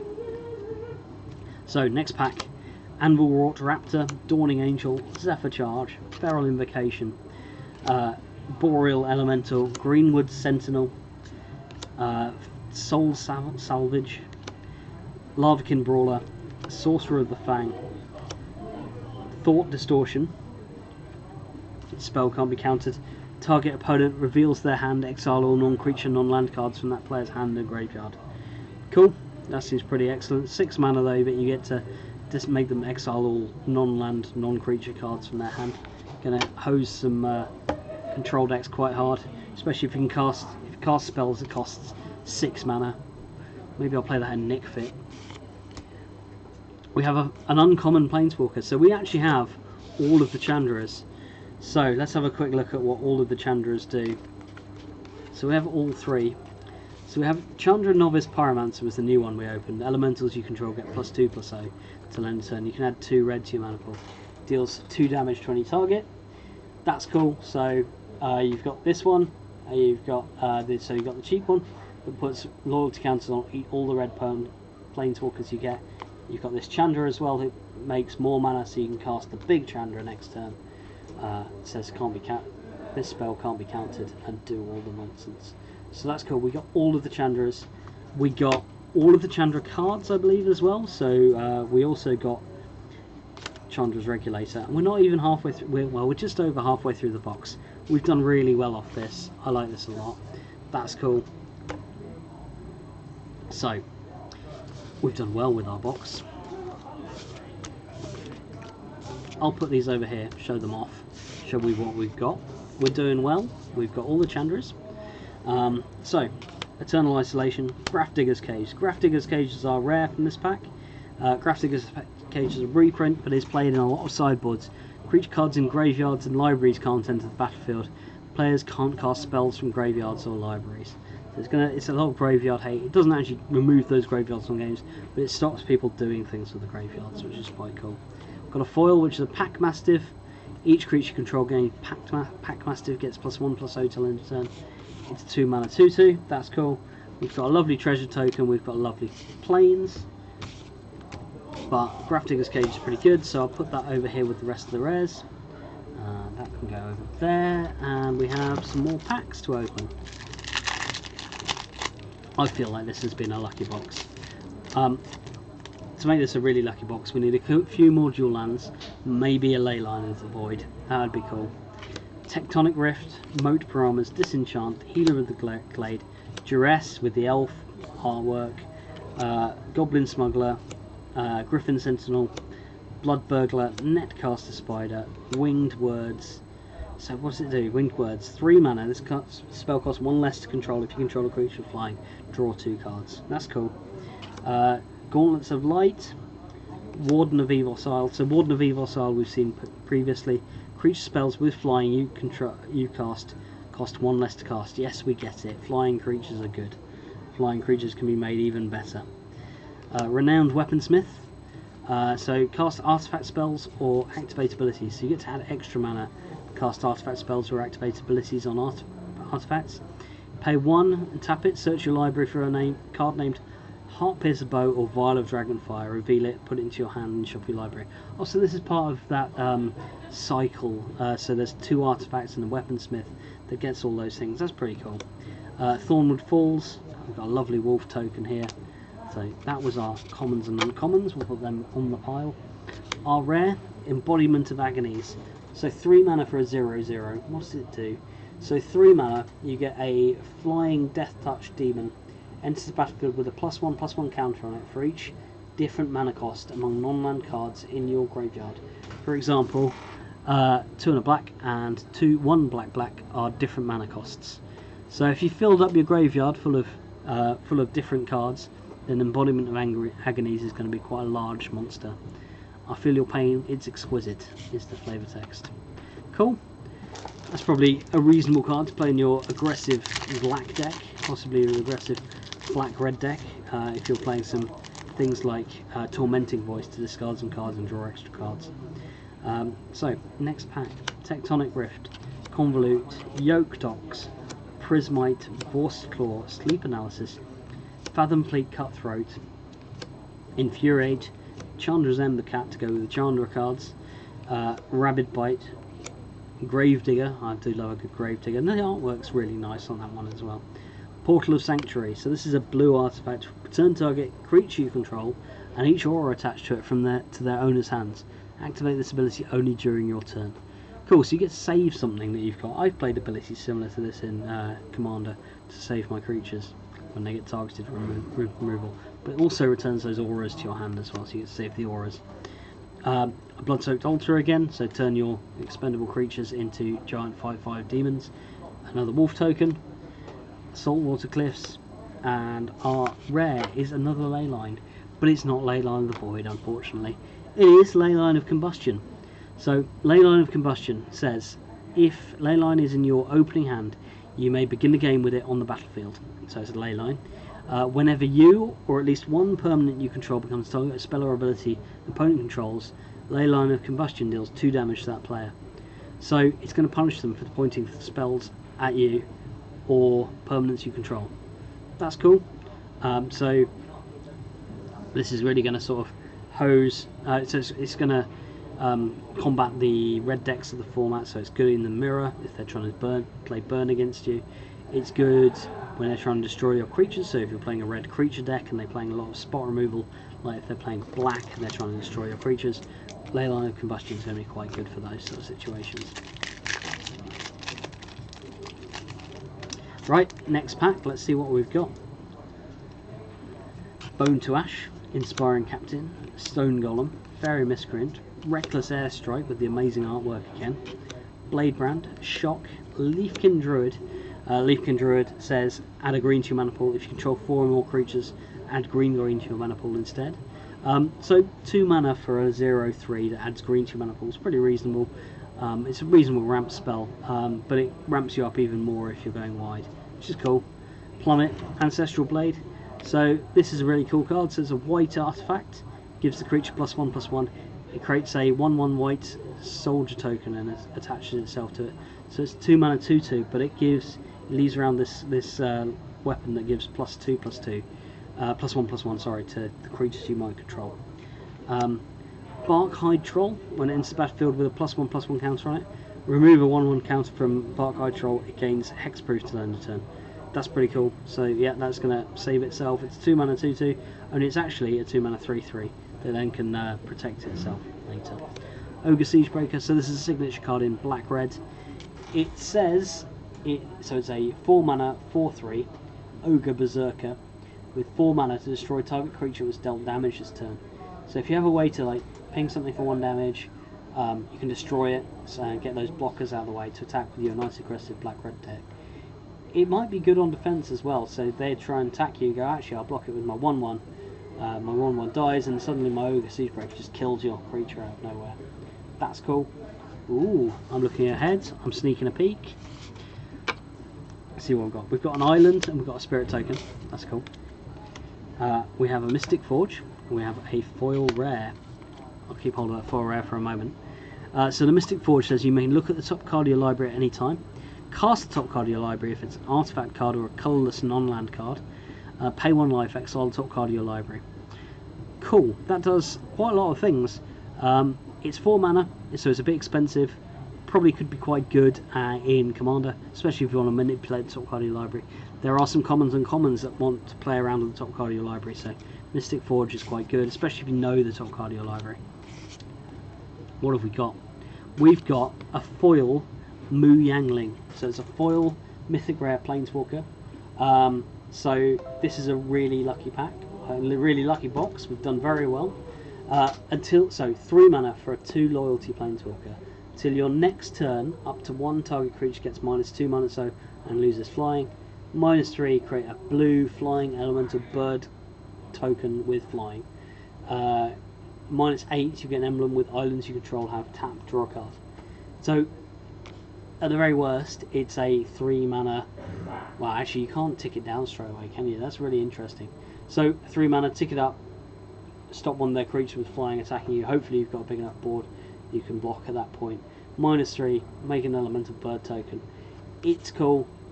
It's very fine. It's a lovely foil planeswalker. Look at that. It's on the front. It's one on the front of some of the boosters as well. So yeah, that artwork very lovely, very nice. Nice to see it in foil as well. Cool. Let's get cracking. Continue. We've done very well with this pack. We've got all the Chandras. We've got Mu Yangling in foil. Yeah, we've done well. Anticipate, Moorland Inquisitor, Healer of the Glade, Octoprophet, Duress, Goblin Smuggler, Griffin Sentinel, Blood Burglar, Netcaster Spider, Winged Words, Master Splicer. Master Splicer is very good. Golems you control get +1/+1, and it makes a golem when it enters the battlefield. There are a lot of colourless creatures that are also golems as well, so that's quite nice to see. Season of Growth. Whenever a creature enters the battlefield under you control, scry 1. It's a 2 mana enchantment. Whenever you cast a creature you control, cast a spell, that targets a creature you control, draw a card. So it's going to, whenever you pass the pump spells, or if you put auras on your creatures, you get to draw cards. That's quite cool. Enchantress, which was a deck, wanted to play lots of enchantments to draw cards when you play more enchantments. Season of Growth is going to do that quite nicely. Blue-white, yes, we get it. Blue-white flyers is a thing. So flying, other creatures you control with flying have +1/+1. Excellent.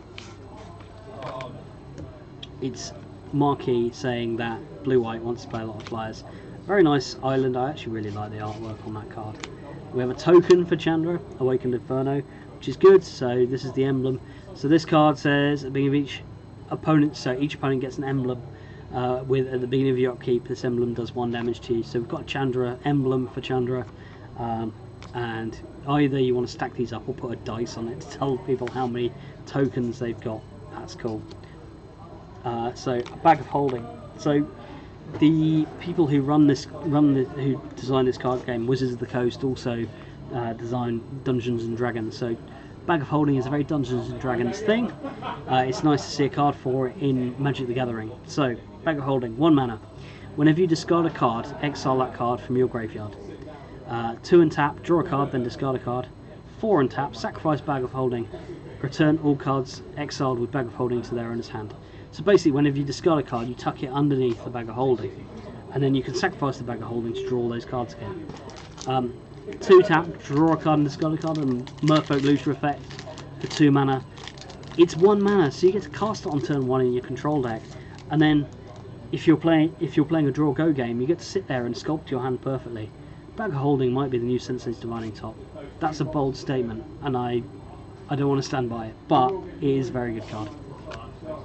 I think it's quite good. I really like it. It's got good flavour as well. Steadfast Sentry, Befuddle, Maniacal Rage, Pacifism. I love the fact he's knitting. It's brilliant. Gifts of Paradise, Reduced to Ashes, Duress, Unsummon, Feral Abomination, Scuttlemutt. What a name. What does Scuttlemutt do? So it's a 3 mana Scarecrow. Scarecrow. So it goes in the Reaper King decks. That's cool. We've had a new Scarecrow. So 3 mana for a 2/2. It taps to add a mana of any colour to your mana pool, which is good because it helps you cast Reaper King. Target creature comes all colours of your choice till end of turn. Okay, so that's pretty cool. It's a Scarecrow. It helps you cast Reaper King. That's nice. We haven't seen many Scarecrows recently. It's good to see Scuttlemutt. Actually, it might be a reprint. I'm not sure. I'll have to check that one out later. My assistant has left me, unfortunately. Scholar of the Ages. When Scholar of the Ages enters the battlefield, return up to 2 instant or sorcery cards from your graveyard to your hand. It is 7 mana for a 3/3 though. That's interesting. Right. Moldavine Reclamation. So this is the black-green signal card. So I really like black-green. It's my favourite colour combination. It's interesting to see what black-green is doing in any given set. So this is a 5 mana enchantment with whenever a creature you control dies, you gain 1 life and draw a card. Okay, yep, that's cool. So it means that black-green is all about sacrificing creatures for fun and profit, or playing a long grindy trading game where you get benefits from trading off your creatures. These are all things I love in Magic. If only this returned cards from my graveyard to play as well, I'd be very happy. But as it is, this with Gravedigger, my god, that's good fun. Good fun for a given value of fun. I'm enjoying myself, certainly. Yeah, so Moldavine Reclamation, what a card. I might need to get one in foil for some sort of commander deck at some point. A zombie token, a Bloodfell Caves, a foil Eternal Isolation, so put target creature with power 4 or greater on the bottom of its owner's library. That's quite cool. That's probably going to tap quite a lot of commanders, only they get to exile it again. Field of the Dead. So it's worth really talking about Field of the Dead because I think there's a very good standard deck around this card. And my friend Rob would agree with me on this one. He's very excited to play this deck in standard. So Field of the Deck is a land, enters play tapped. It taps to add a colourless mana to your mana pool. But whenever it or another land enters the battlefield under your control, if you control 7 or more lands with different names, create a 2/2 black zombie token. Why is this good? Because you can only get to create one zombie token at a time, right? If you play a land, if you've got loads of extra lands, then you create a zombie token. The reason this is good is that Scape Shift is legal in Standard as well. Scape Shift says sacrifice any number of lands, search your library for that many lands and put them into play. So what you do is you get to 7 lands, you play Scape Shift, you search up Field of the Dead plus 6 other lands with different names. Field of the Dead sees everything entering and makes 7 2/2 black zombies. That's 14 powers worth of damage. Now if you sacrifice 10 lands, you've got 20 powers worth of damage right there. So that's pretty cool. That's a lot of damage, and if you play it with these little Teferi in your deck, you can cast your Scape Shift, which is a sorcery, in your opponent's end step, and they can't do very much about it because they can't cast instants and sorceries to stop you. It's going to be a pretty good combo deck. I'm going to have to play more Duresses in my sideboard to deal with it. Field of the Dead, not Lake of the Dead. That's a very different card. A very cool land.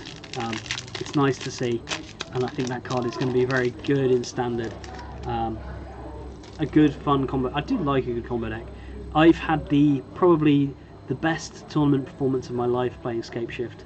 I top 8'd a PTQ, and the old 400 player PTQ is playing red, green, blue Scape Shift with cryptic commands and Scape Shifts. That was good fun. You get to count to 8 and try and win the game. Battalion Foot Soldier, Frost Links, Vial of Dragonfires, Glaring Aegis, Brightwood Tracker, Dagger Cell Aeronaut, Sleep Paralysis, Thicket Crasher, Murder, Keldon Raider, Loyal Pegasus, that's a reprint, so a 1-mana 2/1 with flying, but it can't attack or block alone. Hard Cover, so the looter spell. Loaming Shaman, I'm pretty sure this was rare, wasn't it? So Loaming Shaman says when it enters the battlefield, target player shuffles any number of target cards from their graveyard into the library. So if you're playing it in a long, grindy black-green deck, it's really good. You get to shuffle all your cards back in and go around again. It stops you milling out. It also acts as a little bit of graveyard hate against some of the graveyard decks out there by shuffling all of the stuff you don't really want them to get back into their library. But it does shuffle it back into their library rather than exile it. Look at that elemental bird token. That looks amazing. That goes with our Yumang Ling, Mu Yang Ling, so it goes with this token. It is a very nice token. The tokens in the set have been absolutely gorgeous.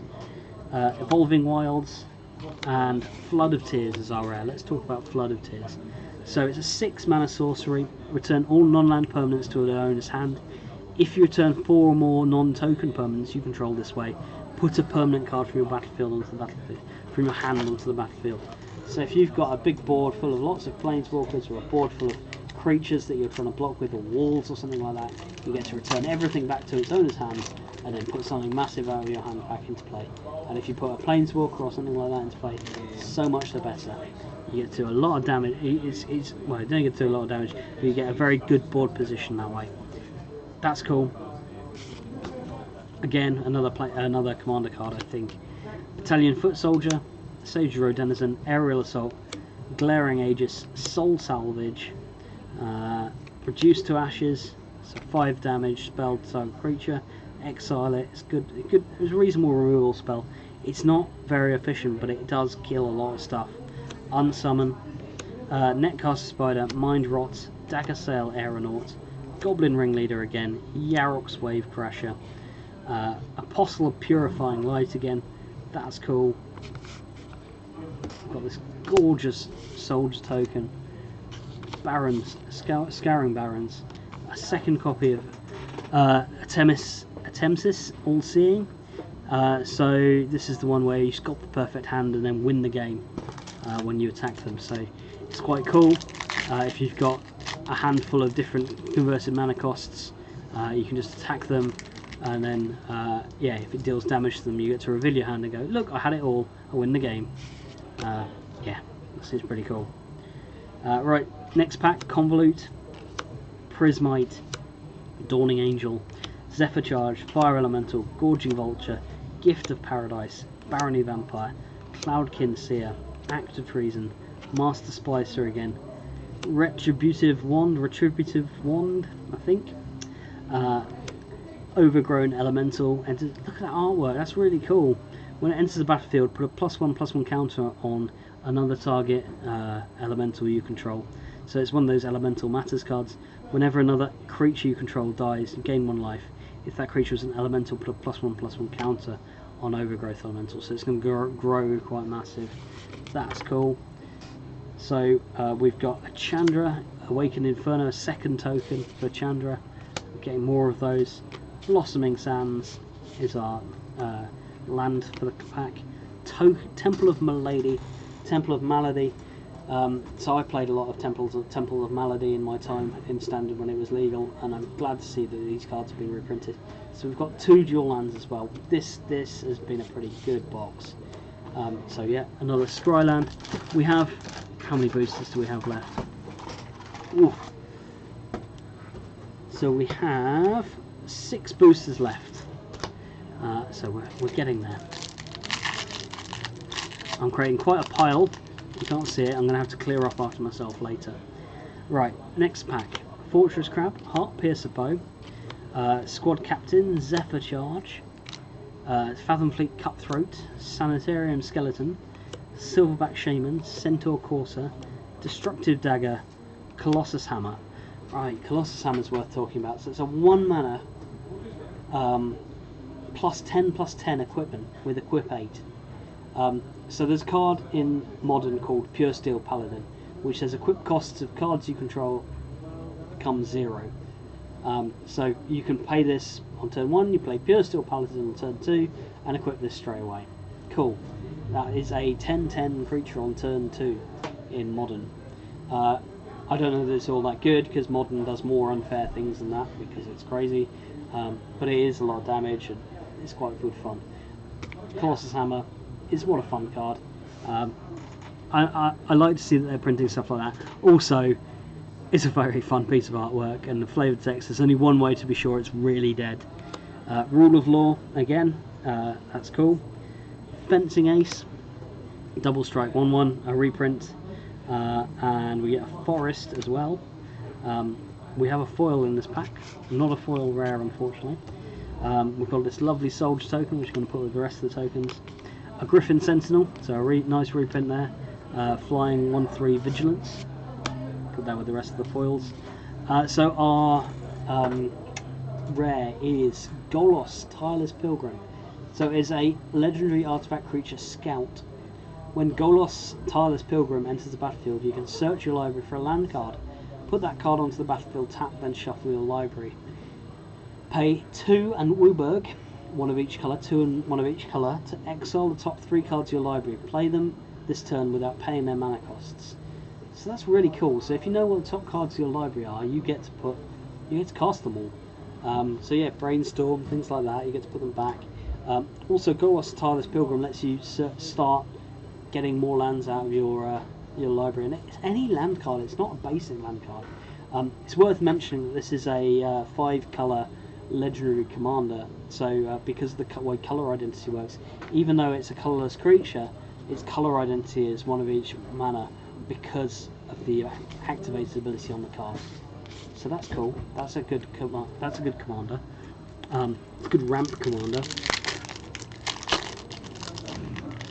And it's going to help you get to that massive amount of mana that you need to activate its ability. Cool. Right. Keep going. Prismite.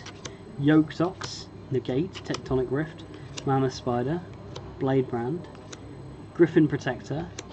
Boneclad Necromancer. Ripscale Predator. Natural End. Scampering Scorcher. Whenever it enters the battlefield, create 2 elementals. So it makes all those elemental tokens again that you can pump up with the elemental stuff. Might of the Masses gets +1/+1 until end of turn for each creature you control. So if you've gone wide, that's really good.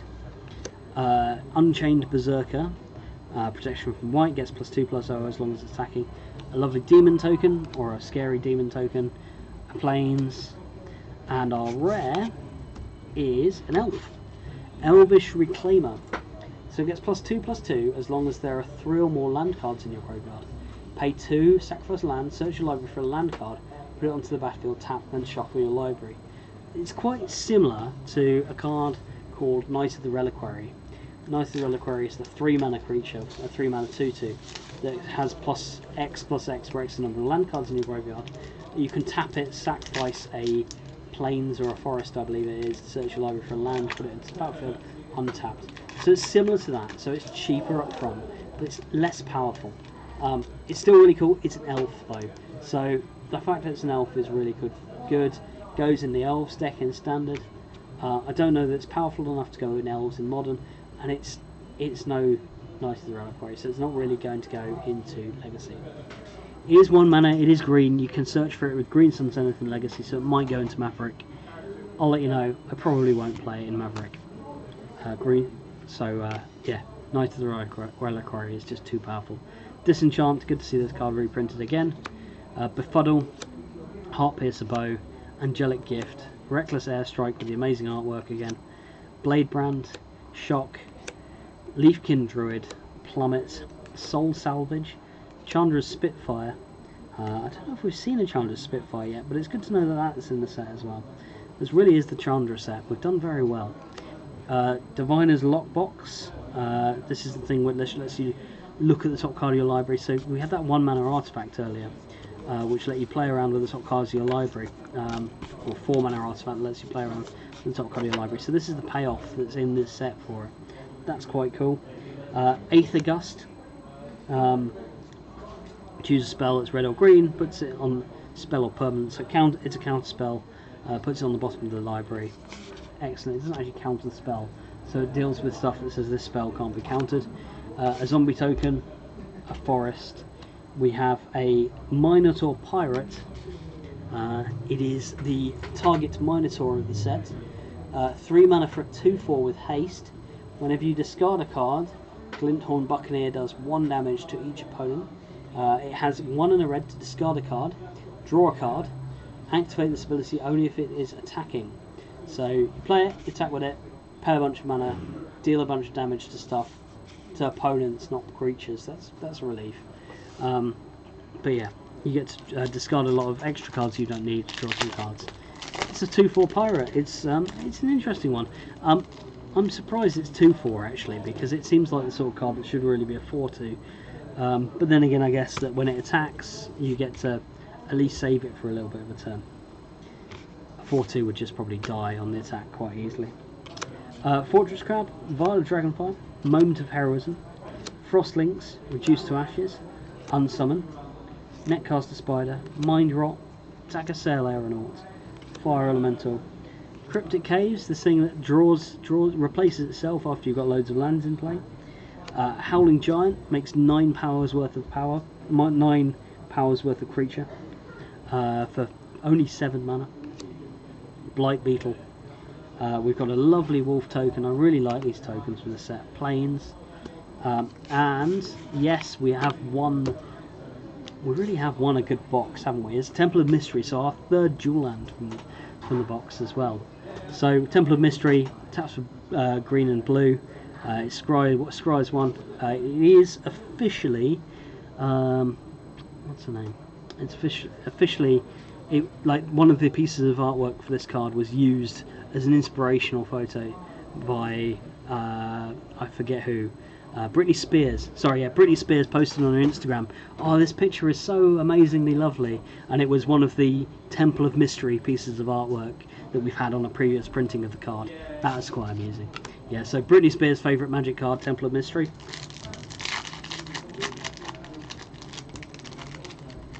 And next pack. So this is the second to last pack. We've got 1 pack after this, penultimate. Battalion Foot Soldier, Anvil Wrought Raptor. I'm struggling now with these card names. Frilled Sea Serpent, Agonizing Siphon, Silverback Shaman, Growth Cycle, Epicure of Blood, Shock, Natural End, Fry, Tomb Mound Lich. This is incredibly powerful. It's a good card, I really like it. Herald of the Sun, Forest, Zombie Token, excellent. Knight of the Ebon Legion. So Knight of the Ebon Legion is a 1 mana 1/2, which is good, right? So let's see what else it does. Apparently it's got extra flavor text because it needs to be more nonsense. So 3 mana, it gets +3/+3 and Death Touch till end of turn. At the beginning of your end step, if the player lost 4 or more life this turn, put a +1/+1 counter on Knight of the Ebon Legion. That's all really cool. So yeah, you can pump it up to a 4 power thing, attack with it. If they don't block it, then you get to put a +1/+1 counter on it. That's really excellent. And a foil for the pack. So this might be my favourite creature in the entirety of Magic. Better than Spiritmonger. A foil Gravedigger. Look how lovely that card looks in foil, and it's all misty and stuff. I really like it. So yeah, I'm really like this. There's a foil Gravedigger. I'm actually probably going to ask if I can purchase it, because I do love a good Gravedigger. Don't forget, all these cards are going into the folders in Weekend Warlords in Loughborough. So if you're interested in any of these cards, this Chandra for example, we've got 3 dual lands in this pack as well, in this box as well. So all these cards are going to go into the folders at Weekend Warlords. So if you want to pick them up, you can do from there. So I'm going to go backwards through this, and just checking. So I'm going to go backwards through this. This is our rare for the pack. We have a Jungle Hollow and a lovely Elemental token. The tokens have been really good. So our commons first: Steadfast Sentry, Raise the Alarm, Anticipate, Herald of the Glade, Healer of the Glade, Destructive Dagger, Digger. I'm struggling. Last pack though, we're almost done. Blood Burglar, Vorst Claw, Pacifism Worries Knitting, Chandra's Outrage, Captivating Gaia, Angel of Vitality, Cerulean Drake. So those are our commons and uncommons. We have one last rare out of the box. So what is our rare? It is a white card. It is a 1/4 and it's a Human Cleric. 2 mana for a 1/4 Human Cleric. Whenever an angel enters a battlefield under your control, you gain 4 life. Whenever an angel you control dies, create a 1/1 flying white spirit token. That's really cool. So the reason I think this is cool, and it's not super competitive, but when I started playing Magic, I wanted to build an Angels deck. And the problem with an Angels deck is, especially at that time, is that Angels sort of cost lots of mana. At the time, the cheapest Angels I could easily get my hands on cost 5 mana, so Sarah Angels, that sort of stuff. There wasn't really much to do early in the game. You could play Urza's Incubator, which reduced the cost of all your Angels, but you still got a deck full of 5 mana flying bricks, where if you don't draw your 5th land, you don't actually get to do very much, and you actually don't get to cast many creatures in the early game. They've made Angelic Page into an Angel, which is really cool, because I was playing Angelic Page in my deck because it was on theme. Bishop of Wings now does more things with Angels, and there's lots of Angels in this set. I think this is cool. For a given value of kitchen table Magic from 10 years ago when I started playing the game, maybe more, I'm an old man now. Yeah, 20 years ago when I started playing the game. This is cool to me. It may not actually be very good, but I like it. So that's been our box. Tell us how you did. Tell us how you did with your box. Leave some messages behind. We did incredibly well with our box. We got some nice foil rares. We got a foil Planeswalker. We got Kalia. Kalia's good. We got 3 dual lands. Well, we got 1 blue dual land, but we got 3 dual lands. We got every Chandra Planeswalker. We got the expensive stuff. This box, I think, was excellent. We got another Planeswalker, the Johnny. So yeah, we've done really, really well with this box. Let us know how you did. All these cards, once again, Weekend Warlords in Loughborough. Drop us a like on Twitch. Drop us a like on YouTube. Drop us a like everywhere. Yeah, so thank you very much. I've been Nick. This has been Weekend Warlords. Thank you very much for listening to us. Thank you very much for watching us open a box of Magic M20. Thank you very much. Take care, everyone. Bye.